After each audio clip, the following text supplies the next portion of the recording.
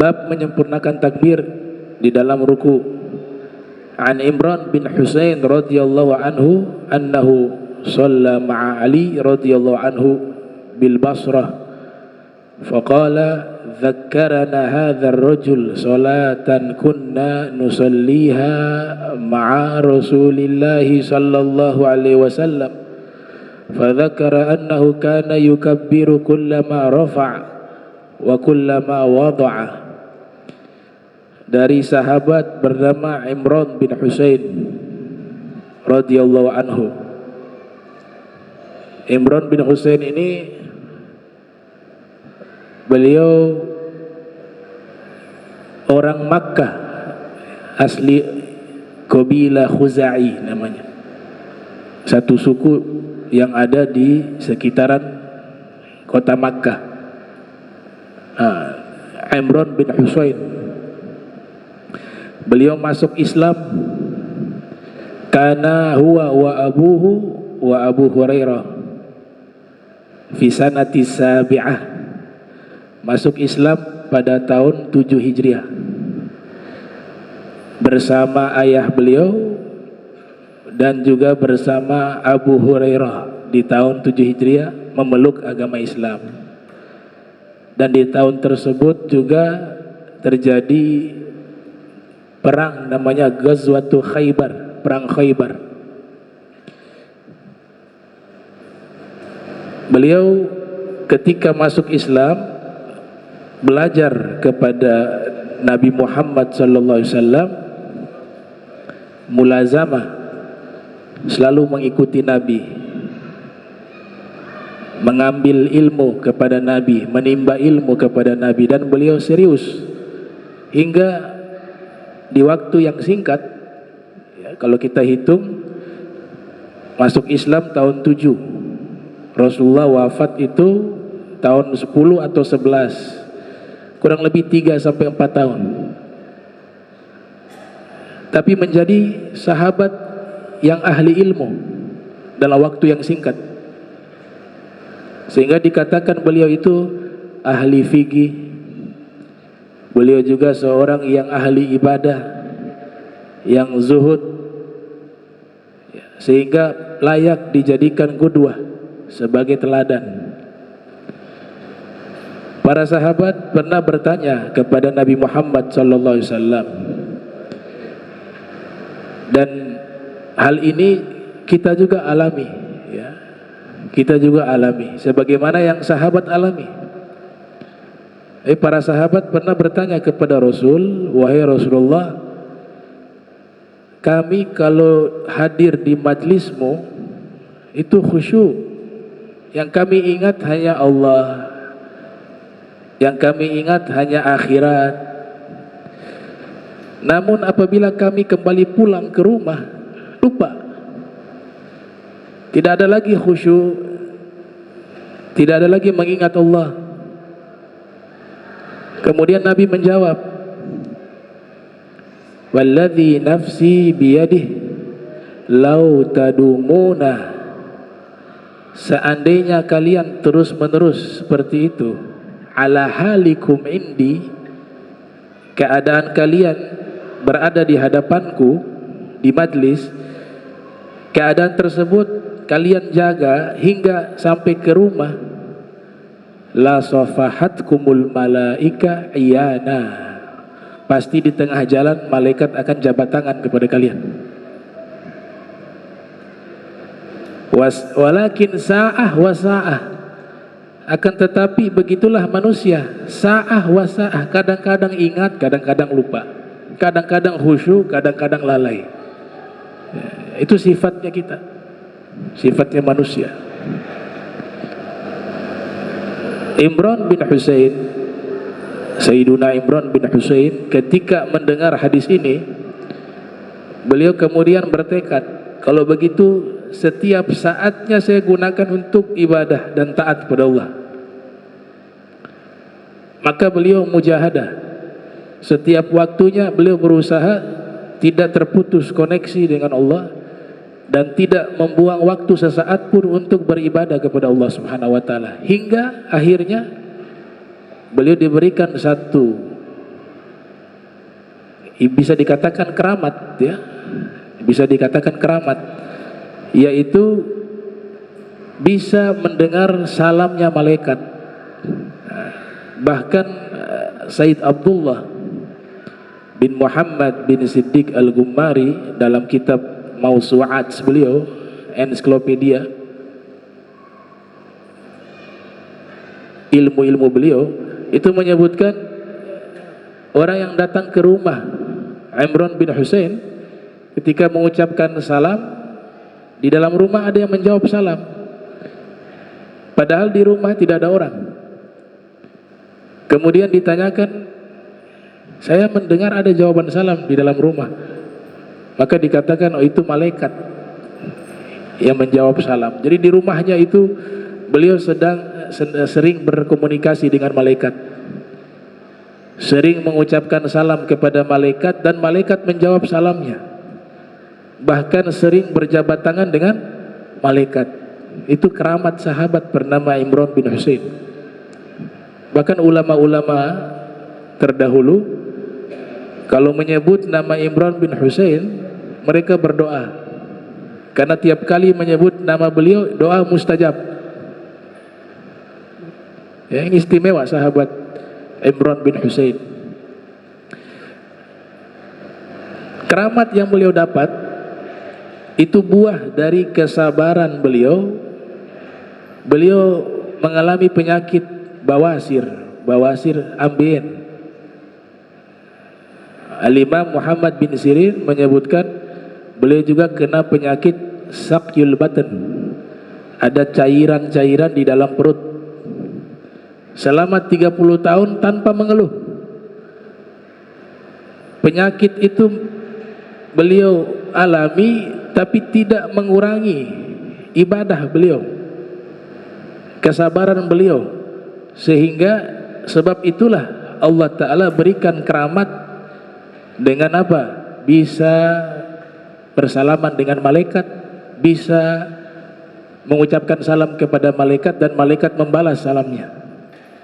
Maka satu ketika disebutkan di dalam beberapa kitab manakib sahabat seperti Al-Isti'ab li Ibni Abdul Bar, wa kadza al-Imam Ibnu Athir dalam kitab Usudul Ghabah fi Ma'rifati Sahabah, datang kepada Nabi, wahai Nabi, tolong doakan pada Allah agar penyakit saya disembuhkan. Maka Nabi doakan. Ketika Nabi doakan, saat itu juga tidak berselang lama waktu sembuh dari penyakitnya. Akan tetapi yang biasanya beliau bisa berbicara, berkomunikasi dengan malaikat, bisa berjabat tangan dengan malaikat, bisa mengucapkan salam kepada malaikat dan malaikat pun menjawab, saat itu juga tidak pernah terjadi lagi. Maka beliau melapor kepada Nabi SAW, wahai Rasul, biasanya saya bisa berkomunikasi dengan malaikat, mengucapkan salam, dibalas salam saya oleh malaikat, bahkan berjabat tangan dengan malaikat, tapi sekarang sudah tidak terjadi lagi. Kata Nabi, tahukah kemuliaan itu kamu dapat sebab penyakit yang kamu sabar itu. Makanya sekarang penyakitnya sudah disembuhkan, maka kemuliaan itu pun sudah terputus, hilang.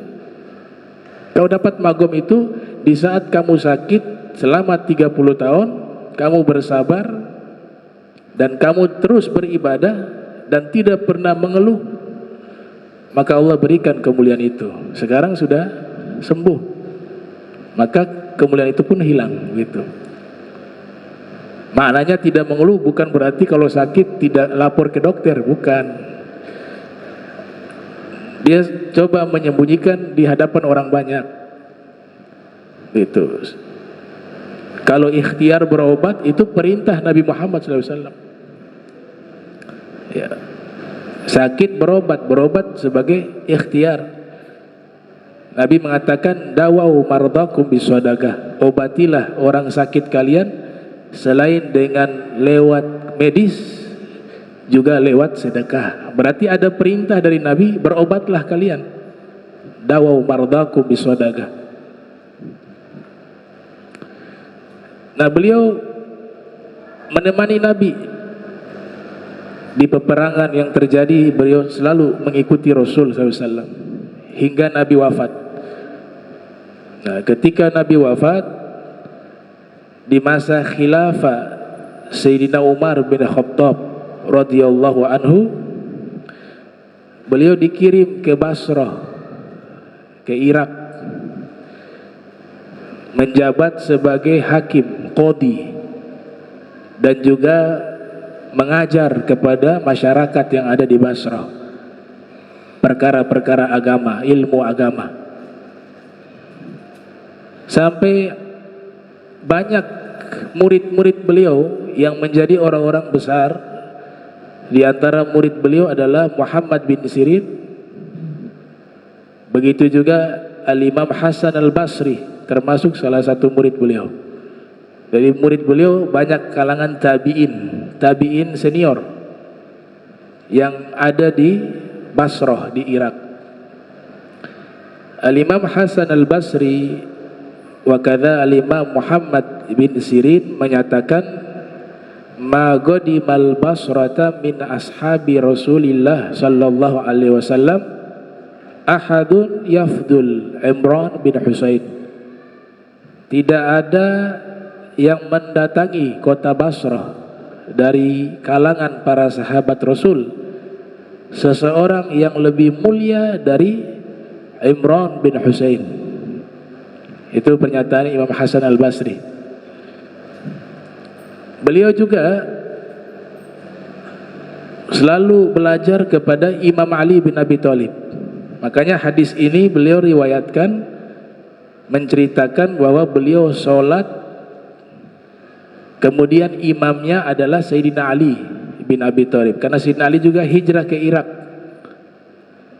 Imam Ali itu pindah ke Irak, bahkan wafat di sana. Beliau mengatakan bahwa sesungguhnya kami sholat bersama Imam Ali di Basrah. Ya. Kemudian kami ingat bahwa sholat seperti ini adalah sholat yang sama persis yang dilakukan oleh Nabi Muhammad SAW. Jadi ketika Imam Ali menjadi imam, kemudian sahabat Imran bin Husain pada itu ikut sholat menjadi makmum, melihat cara sholatnya Sayyidina Ali persis dengan cara sholatnya Nabi Muhammad SAW. Maka beliau katakan, kami terkenang kembali ketika sholat bersama Sayyidina Ali, terkenang kembali kami sholat di belakangnya Nabi Muhammad SAW. Sama persis Sayyidina Ali cara sholatnya dengan Rasul SAW. Nah, pernyataan tadi yang disebutkan oleh Al-Imam Muhammad bin Sirin dan juga Al-Imam Hasan Al-Basri, itu Sayyidina Ali belum tiba, karena Sayyidina Ali datang belakangan. Seandainya Sayyidina Ali datang duluan, pasti tidak ada seorang pun dari Ahlul Bait dan sahabat Nabi yang lebih mulia yang datang ke kota Basrah seperti Sayyidina Ali. Pernyataan itu keluar ketika Imam Ali belum hijrah ke Irak, karena di masa khilafah Sayyidina Umar bin Khattab, ya, Sayyidina Ali itu pindah ke Irak di masa khilafah beliau. Setelah wafatnya Sayyidina Umar, setelah wafatnya Sayyidina Uthman bin Affan. Taib. Imran bin Husain istimewa. Beliau memiliki adab yang luar biasa kepada Nabi Muhammad SAW. Beliau pernah mengatakan, sebagaimana yang dinukil oleh Imam Zahabi di dalam kitab Syiar wa A'lamin Nubala, ma masistu dzakari biyamini mundu bay'atu biha Rasulullah sallallahu alaihi wasallam. Saya tidak pernah menyentuh kemaluan saya dengan tangan kanan saya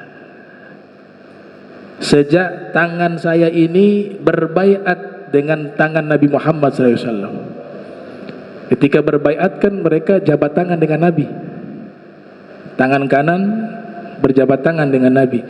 Beliau menjaga tangan yang pernah menyentuh tangan Nabi ini tidak pernah menyentuh kemaluan seumur hidup, sebagai bentuk penghormatan dan ta'zim kepada Rasulullah sallallahu alaihi wasallam. Disebutkan juga di dalam beberapa riwayat ketika beliau sakit bawasir, ya, ini sholat kesulitan sampai pada fase beliau itu terbaring di atas kasur, tidak bisa bangun, sakit parah. Tapi hebatnya ketika tiba waktu sholat, beliau memaksakan diri untuk berdiri untuk sholat. Akhirnya beliau adukan masalah ini kepada Rasul sallallahu alaihi wasallam. Dan di sini menjadi ilmu bagi kita, khususnya orang yang sakit, bagaimana sih ketika dia sakit, dia sholat, apakah harus berdiri dan seterusnya.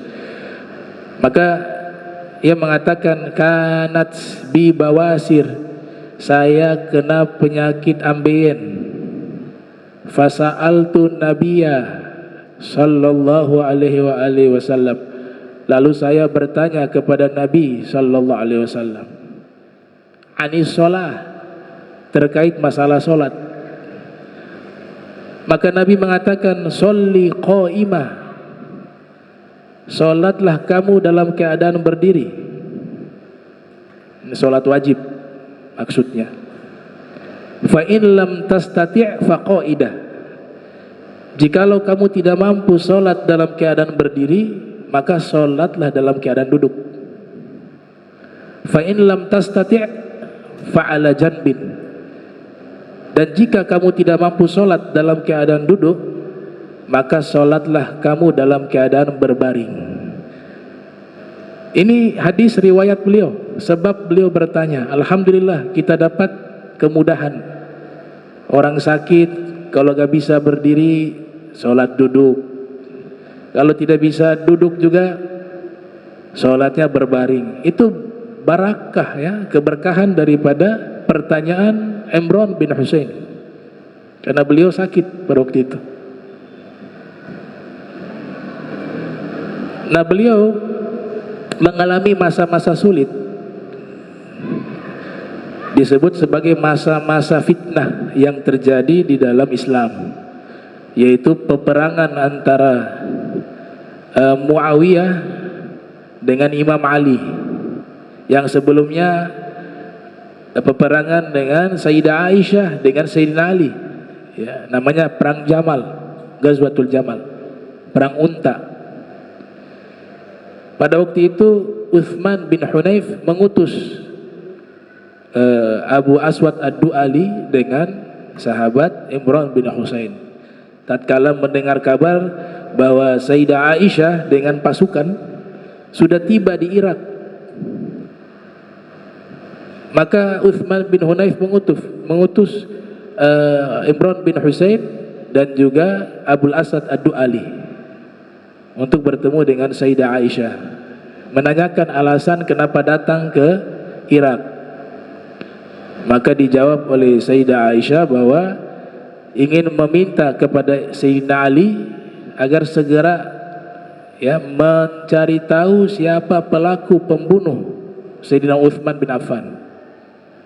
Nah, Sayyidina Ali waktu itu punya ijtihad tersendiri. Beliau ingin memperbaiki pemerintahan dulu, karena sudah banyak pemberontak, diantaranya Khawarij dan lain-lainnya. Setelah masalah ini selesai, baru diusut siapa pelaku pembunuh Sayyidina Uthman bin Affan. Nah, tapi Sayyidah Aisyah beristihad dengan istihad yang berbeda, yaitu harus mencari tahu terlebih dahulu siapa pelaku pembunuh Sayyidina Uthman bin Affan. Nah, ada pihak ketiga yang memprovokasi akhirnya, dan terjadi peperangan, ya, antara Sayyidina Ali dengan Sayyidah Aisyah. Dalam sejarah namanya perang Jamal. Tapi alhamdulillah Sayyidina Ali dengan pasukannya memperlakukan Sayyidah Aisyah dengan baik, dipulangkan ke Madinah. Pada waktu itu Imam Ali berhasil memenangkan peperangan tersebut. Posisi daripada Imran bin Husain waktu itu netral, gak mau berpihak, dan mengajak masyarakat juga tidak ikut campur. Itu terjadi juga dengan perang Siffin, namanya Ghazwatus Siffin, antara Muawiyah dengan Imam Ali bin Abi Thalib. Beliau juga tidak berpihak, dan beliau mengajak masyarakat juga untuk tidak ikut campur dalam masalah itu. Nah, beliau akhirnya memberikan pidato atau nasihat. Ketika kejadian itu, falzam masjid, kalian lebih baik ada di masjid, jangan di medan perang. Karena ini kan fitnah, ada orang ketiga, pihak ketiga yang sengaja membenturkan, sengaja untuk menghancurkan umat Islam, ya, sebagaimana yang terjadi saat ini. Umat Islam begitu banyak tapi gak punya kekuatan, karena dikuasai oleh kekuatan besar di belakang mereka. Itu Gaza hancur lebur, Gaza udah habis sudah. Program sekarang sudah bukan jihad melawan Zionis, tapi apa? Mengeluarkan warga Palestina, Gaza itu untuk dikeluarkan. Itu tujuan mereka. Bukan programnya melawan mereka, tapi programnya mengeluarkan penduduk Gaza dari tempat tinggal mereka. Nah, ini yang terjadi. Makanya Imran bin Husain mengatakan pada waktu itu lebih baik kalian di masjid. Kalau di masjid pun tidak aman, walzam al-bait, menetaplah di dalam rumah. Jikalau di dalam rumah pun tidak aman, maka kalian keluar berperang. Itu kata Imran bin Husain. Nah, pada akhirnya ya beliau wafat karena sakit tepat pada tahun 52 Hijriah. Beliau wafat di Basrah, ya, 52 Hijriah. Dan sebelum meninggal dunia, ini menarik nih, beliau berikan wasiat kepada keluarganya, sebelum kalian kuburkan saya, ini wasiat beliau nih, kalian kuburkan saya, setelah kuburkan saya, kalian kembali pulang ke rumah. Saya wasiatkan kepada kalian, sembelih seekor unta. Kemudian pahalanya itu kalian berikan makanan ini kepada orang-orang, dan niatkan pahalanya itu kepada saya. Itu wasiat daripada Imran bin Husain. Termasuk juga beliau periwayat hadis, kurang lebih di dalam musnad beliau. Musnad itu kumpulan hadis yang diriwayatkan oleh para sahabat, seperti musnad Al-Imam Ahmad bin Hanbal, ya. Namanya kitab musnad itu bersandar kepada riwayat sahabat. Jadi musnad Imran bin Husain ada 180 hadis. Kemudian 9 hadisnya disepakati oleh Syaikhan, Al-Imam Bukhari dan Imam Muslim. Nah, ini sekilas biografi daripada Imran bin Husain. Beliau mengatakan bahwa Sayyidina Ali bin Abi Thalib mengingatkan kami tentang solat yang kami pernah lakukan dahulu bersama Rasul sallallahu alaihi wasallam.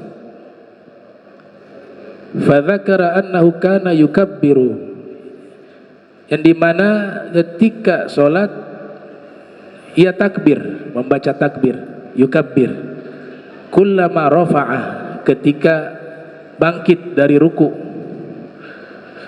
wa kullama wada'a, dan ketika turun untuk sujud, yang dibacakan takbir, Allahu Akbar. Babut takbir idza qama minas sujud. An Abi Hurairah radhiyallahu anhu qala kana Rasulullah sallallahu alaihi wasallam idza qama lis salati yukabbir hina yaqum. Dari Abi Hurairah radhiyallahu anhu qala, beliau mengatakan bahwasanya Rasul sallallahu alaihi wasallam apabila bangkit dari salat, maknanya bangkit dari ruku, yukabbir, beliau membaca takbir. Hina yaqum, ketika posisi berdiri. Thumma yukabbir hina yarqa, kemudian ketika ruku juga takbir. Oh, maknanya ketika mau sholat awal takbiratul ihram, Allahu Akbar. Kemudian ketika beliau ruku, beliau juga membaca takbir. Thumma yaqul, kemudian Nabi membaca Sami'allahu liman hamidah. Hina yarfa, ketika beliau bangkit. Sulbahu, beliau bangkit berdiri. Minar ruku, daripada ruku, ya. Ketika dari ruku bangkit bacanya Sami'allahu liman hamidah. Kemudian mau turun bacanya Allahu Akbar. Itu memang prakteknya Rasul sallallahu alaihi wasallam yang diriwayatkan oleh para sahabat, ya. Disebut dengan hadis fi'li. Jadi Nabi tidak menerangkan, tapi sahabat menyaksikan cara solat Nabi lewat praktek dari Nabi Muhammad SAW. Disebut hadis fi'li, hadis perbuatan Nabi. Dan ini dalam kitab fikih penuh dengan istilah yang namanya tanqihul manat dan tahqiqul manat. Untuk bisa mengambil hukum dibutuhkan perangkat pengertian itu. Namanya tanqihul manat, tahqiqul manat, sehingga bisa memahami apa yang dikerjakan oleh Nabi Muhammad sallallahu alaihi wasallam.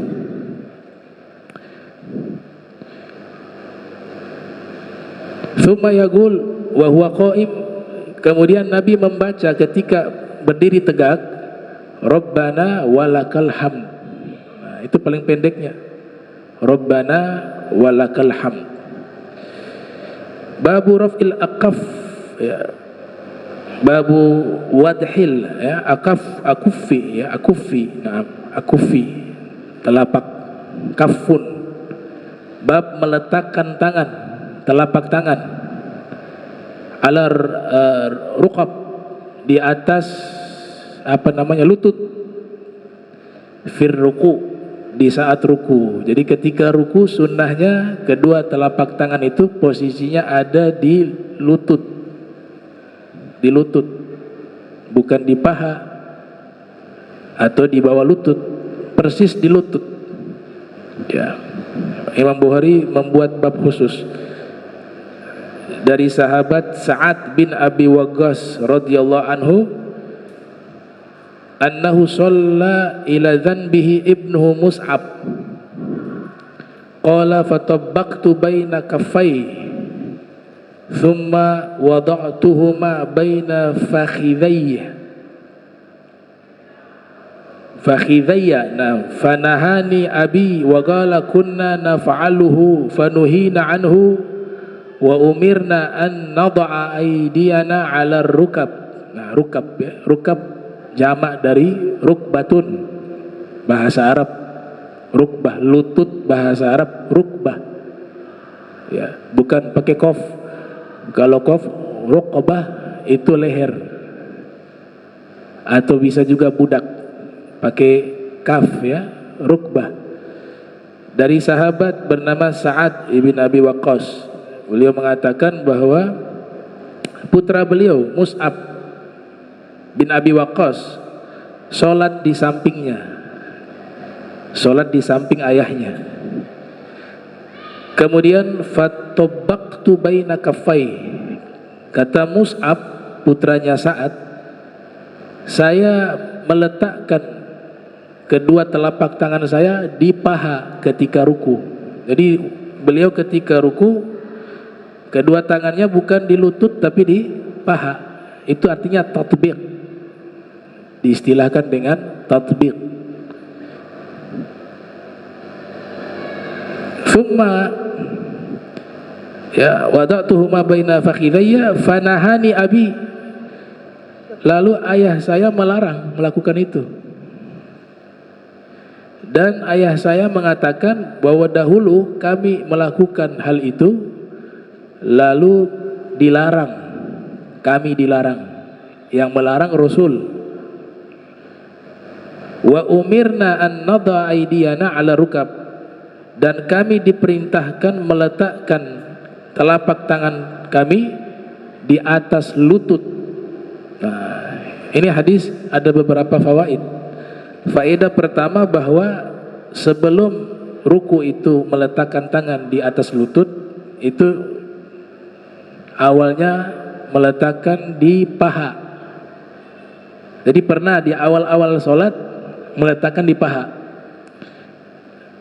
Ada seorang sahabat bertanya kepada Sayyidah Aisyah terkait perbuatan itu, dinamakan tatbiq.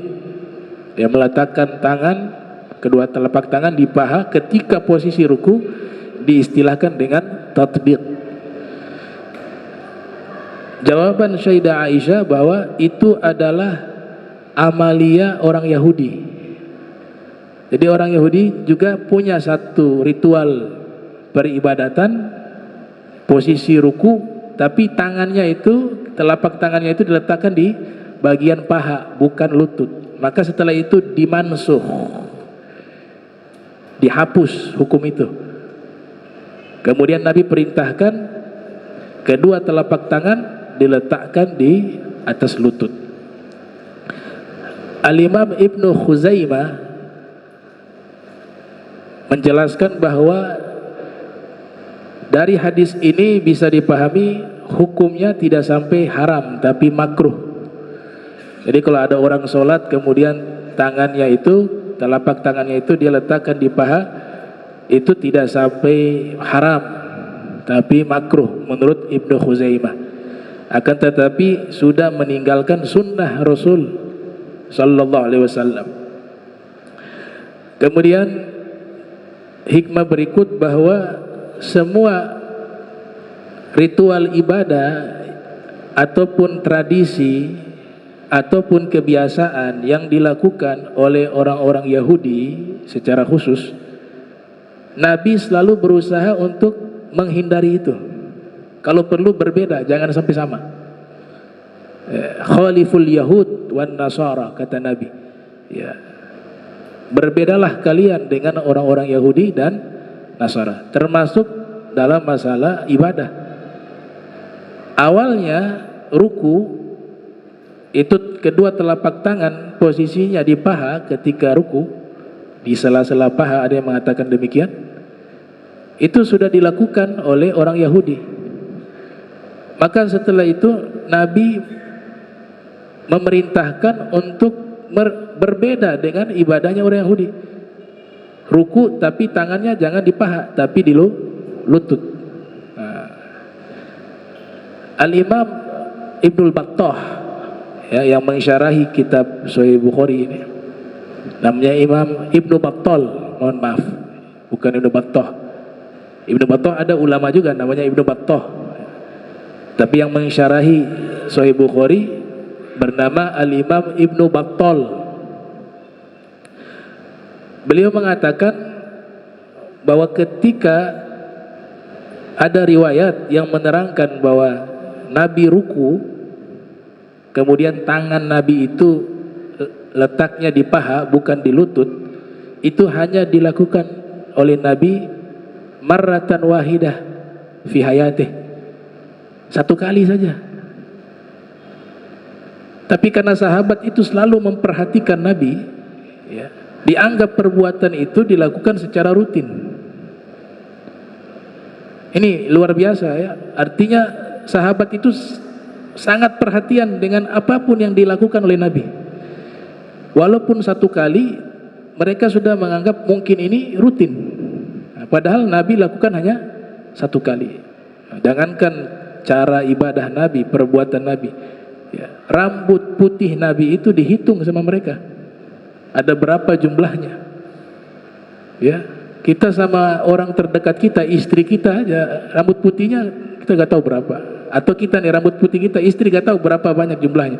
Tapi sahabat bisa hitung jumlah rambut putihnya Nabi Muhammad SAW.